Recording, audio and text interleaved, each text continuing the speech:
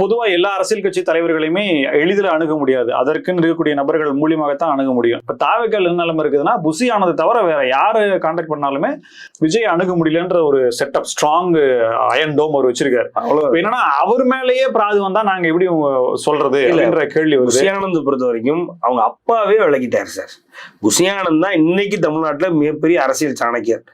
John Arokiasamy, Aadhav Arjuna, அவங்க எல்லாம் try பண்றாங்க விஜயை கண்ட்ரோல் எடுக்க. இவர் த்ரிஷாவுக்கு ஒரு படி மேல யாரு புசி ஆனந்த் கம்ப்ளீட் கண்ட்ரோல் எடுத்து வச்சிருக்காப்புல. ஒரு இடத்துல சார் நீங்க இருக்கீங்க, உங்க அப்பா வந்து சத்யன் ராமசாமி ராம ஃபுல்லா கண்ட்ரோல் எடுத்துட்டாப்ல அப்படின்னா, நீங்க உங்க அப்பா பேச்ச கேட்காம என் பேச்ச கேட்கறீங்க அப்படின்னா அதுல முடிஞ்சு போச்சுல அங்கே எல்லாமே. சார் ஒரு மகனா அப்பா பேச்ச தான் முதல்ல கேட்பான்.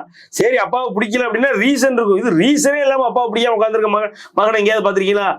அப்பா சொல்றாரு, இந்த புசி ஆனந்தன் உள்ள வந்து நீ புரிச்சுட்டாங்க அப்படின்றாரு. என்ன காரணம் தெரியாதுன்றாரு, அப்பாவே சொல்றாரு. ஆக புசி ஆனந்தினுடைய அதாவது கிட்டத்தட்ட கிராஸ் ரூட் லெவலில் இறங்கிட்டார் பனையூர்ல. அவர் வைக்கிறதா அங்க சட்டம், அவர் வைக்கிறதா அங்க வரிசைன்ற மாதிரி இறங்கிட்டார்.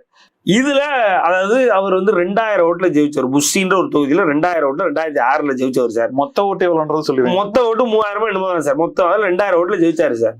அதுல என்ன பிரச்சனைனா, அவரு ஓகே ஜெயிச்சிருக்காரு வச்சிருக்காரு, அதுக்கப்புறம் இயக்கத்தை நடத்தக்கூடிய அளவுக்கு அவரோட தெம்பு இருந்து திராணி இருந்ததுன்னு சொல்லி விஜய் அவரை உள்ள விட்டு ரைட்டு நடத்துனாங்க வச்சாங்க, எல்லாம் ஓகே முடிஞ்சு 2011 உள்ள வந்தாரு.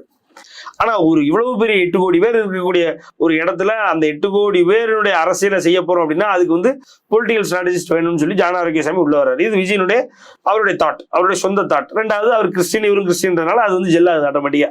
ஸோ ஜான் ஆரோக்கியசாமி உள்ள வந்ததுக்கு அப்புறம் அவருக்கே இடைஞ்சலா புசி தான் இருக்காரு. ஆனா புஷியை உங்களால உடைக்கவே முடியாது. ஏன்னா புஷிக்கு பின்னாடிதான் அந்த விஜய் மக்கள் இயக்கம்ன்ற அந்த படையே இருக்கு. விஜயனுடைய அசட்டே அதுதான்.